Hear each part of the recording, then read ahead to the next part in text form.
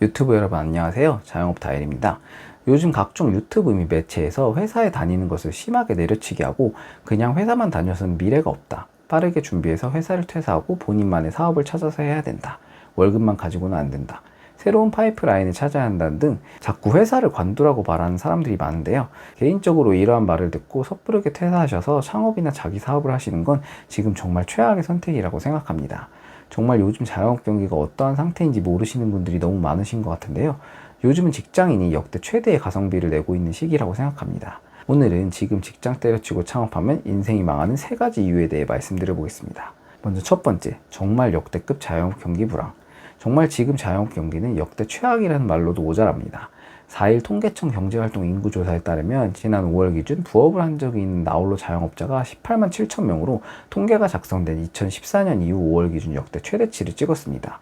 심지어 같은 기간에 전체 자영업자의 숫자는 2.6% 줄었는데 말이죠. 이 말은 현재 사장님들이 자기 가게의 장사가 너무 안 돼서 부업을 하면서 월세 및 세금 등을 내고 있다는 말과 같다고 볼 수 있습니다. 거기에 코로나 당시 저금리로 대출을 받은 자영업자들이 이제 원금 상환 구간에 돌입하면서 연체액이 눈덩이처럼 불어나고 있습니다. 코로나 끝난 지가 언젠데 아직도 코로나 타령이라고 할 수도 있지만 코로나 시기에 소상공인들에게 지원된 대출은 대부분 5년 만기짜리 정책자금 대출이었습니다. 이자만 내는 거치 기간은 거의 대부분의 상품이 최대 2년으로 2021년, 2022년 대출을 받은 사장님의 경우에는 이제 이자만 내던 거치 기간이 끝나고 원금까지 같이 상환해야 되는 구간에 돌입하게 된 것입니다. 문제는 원금을 3년 내에 모두 갚아야 한다는 건데요. 예를 들어 코로나 기간에 정책자금 대출을 5년 만기, 2년 거치에 3년 분할로 7천만 원을 받은 A 사장님이 있다고 가정해 봅시다. 이자는 4%로 가정했을 때 2년 동안은 매월 이자를 23만 원 정도 부담하면 되었어서 크게 감당하지 못할 금액은 아니었습니다. 하지만 거치 기간이 끝나고 원금 상환이 시작되게 되면서 매월 부담해야 되는 이자 및 원금 상환액의 액수는 첫 달에 무려 217만 7,078원으로 10배에 가까운 금액으로 증가하게 되었습니다. 매월 원금을 36개월로 194만 원씩 갚아야 되기 때문에 코로나가 끝나도 장사가 생각만큼 잘 되지 않는 사장님들 입장에서 갑자기 매월 200만 원씩 금액을 갚아야 한다면 당연히 버티지 못하고 무너질 수밖에 없는 거죠. 실제로 신용보증재단의 대출 대입연체 건수와 금액은 크게 늘어나고 있습니다. 여기서 신용보증재단의 대입연체란 대출을 받은 사장님이 대출을 갚지 못해 부도가 나서 신용보증재단이 은행이 대신 빚을 갚아준 것을 말합니다. 2020년에서 22년 3년 동안 대입연체 건수 및 금액은 월 평균 2,965건, 금액이 545억 원 정도였지만 2024년 4월에는 월 건수가 15,836건, 금액으로는 2,456억 원으로 역대 최대치를 찍었습니다.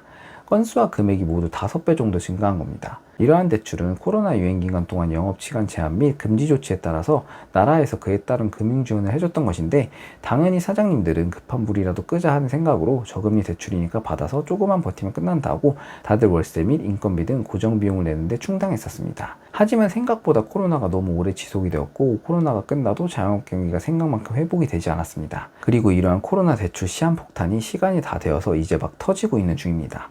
권리금 1억, 2억씩 하던 가게들이 헐값에 매물로 나오고 있고 월세를 감당하지 못하는 가게는 오히려 권리금을 줘야 하는 역권리까지 나오고 있는 상황입니다. 자영업자 카페에 이러한 점포 매물들이 매일 하루에 수백 개씩 올라오고 있습니다. 현재 이러한 여러 폭탄들이 터지고 있는 자영업 시장에 굳이 들어오실 이유가 있을까요? 그리고 두 번째, 대출 및 신용 문제입니다. 왜 직장인 월급이 300에서 400만 원만 돼도 신용대출이 1억 가까이 나올까요? 그만큼 직장인의 월급은 월급 액면금액 그 이상의 가치를 가지고 있기 때문입니다. 기본적으로 은행에서 직장인과 자영업자의 내부 신용등급에서부터 차이가 있습니다. 직장인의 경우 다니는 기업의 신용도와 매출 등이 그 사람의 신용을 평가할 때 반영되기 때문에 직장만 다니고 있어도 연봉의 몇 배에 해당하는 신용대출이 담보 없이 나오게 됩니다. 또한 주택담보대출이나 여러 다른 대출을 받을 때 적용하는 DSR 적용 시에도 기본적으로 모든 소득이 노출되어 있어 투명하기 때문에 소득 금액이 높게 잡혀서 대출 최대 한도도 높아지는 효과가 있죠. 또한 신용등급이 높게 책정이 되기 때문에 이자율도 자영업자에 비해 더 낮아지는 장점이 있습니다. 하지만 자영업자의 경우는 이야기가 다릅니다. 일단 기본적으로 소득이 제대로 잡히려면 3년에서 4년이 있어야 합니다. 처음 1, 2년은 비용 처리 및 매출이 제대로 잡혀있지 않아서 소득이 낮게 잡히기 때문에 기본적으로 대출 한도도 낮게 잡히게 됩니다. 또한 자영업자의 경우 폐업률이 높기 때문에 은행에서도 웬만하면 담보 없이는 신용대출을 많이 해주지 않습니다.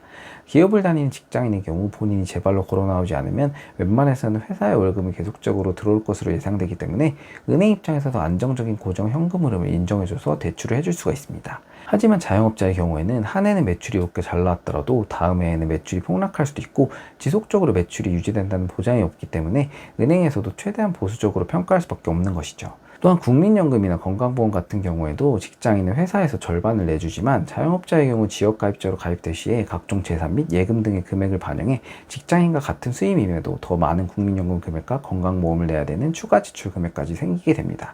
이러한 모든 것들을 다 따져봐야 실제 돈뿐만이 아니라 이러한 유불리를 정확히 파악할 수 있게 됩니다. 그리고 세 번째, 불규칙한 현금 흐름.